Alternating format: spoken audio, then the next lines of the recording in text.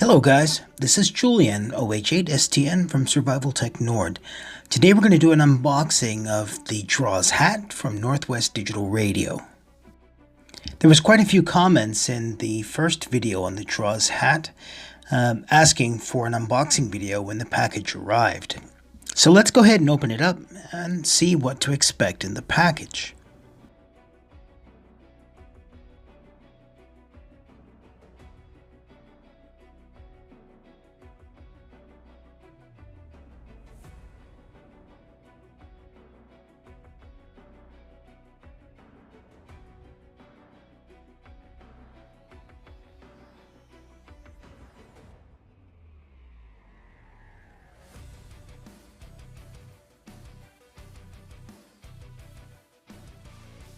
First out of the package is the Draws hat itself.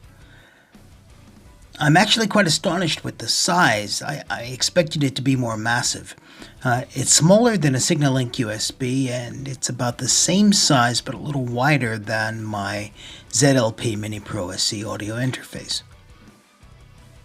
The board is populated with two data ports, the SMA connector for the external GPS antenna, the 12-volt connector for external voltage, and what seems to be a serial port. There's also a place for the real-time clock's battery. Now, I'm not going to set it up, but I want to go ahead and connect it to my Raspberry Pi 3B Plus just to see how it all goes together.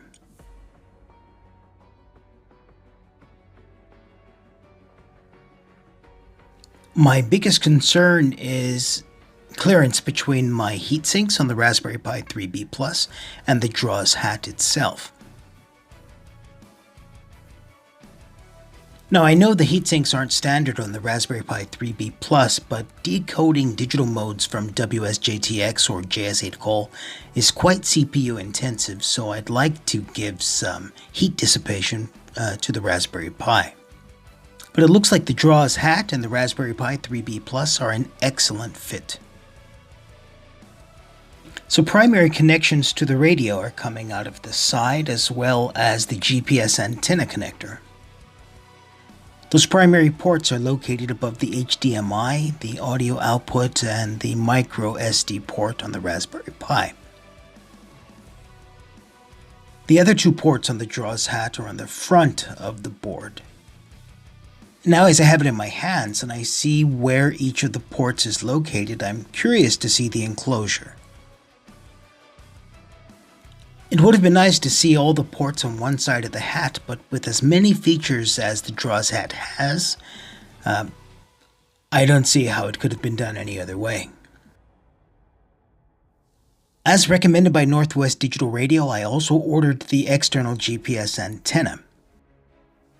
The GPS is powered with a 5-volt bias coming through the SMA connector.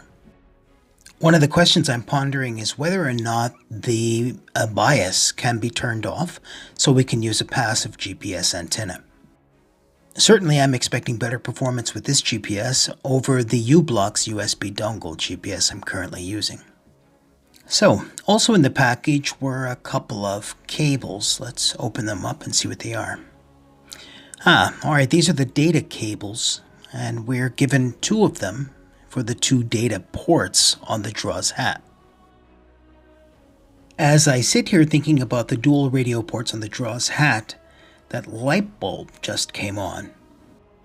I'm certain there's some pretty cool use cases already, but I'm curious, can I run, for example, FLDigi and JS8-Call or JS8-Call and WinLink simultaneously with the two different radios?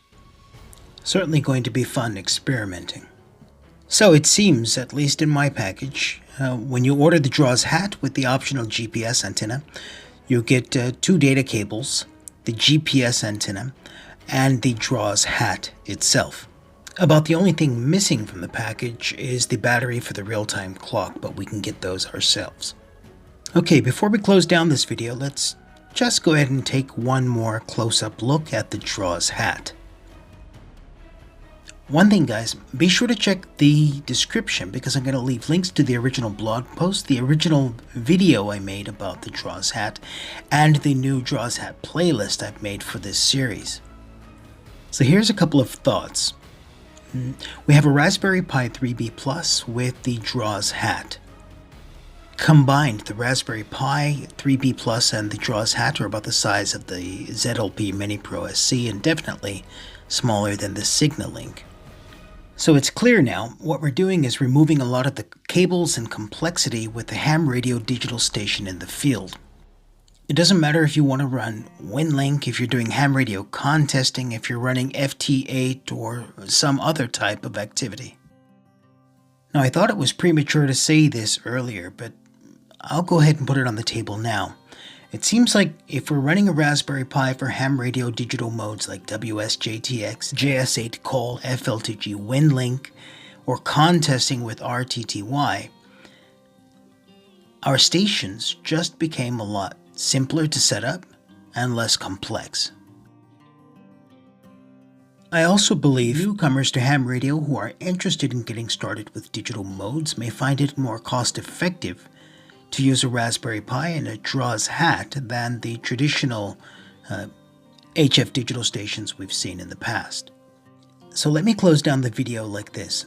Lots of manufacturers are now integrating PSK31 or RTTY or things like that into their radios. A real digital mode operator is never going to use those features, even if they're built into the radio. Those features may be cool for operators who use digital modes as an afterthought. But for the ham radio operator working digital modes primarily, this is a much more practical solution. So I think what we have here is ham radio digital mode solution designed and built by ham radio digital mode operators. So let's discuss it in the comments. If you're supporting the channel through Patreon, PayPal, or simply sharing my content, you're absolutely magnificent, and I couldn't do it without you. For the rest of you, if you like what I'm doing, if you like the content I'm creating, consider leaving me a comment and a thumbs up to let me know. And if it's not too much to ask, share this video with someone or someplace where other operators might enjoy it. Rock and roll, guys. Thanks for watching. Ciao.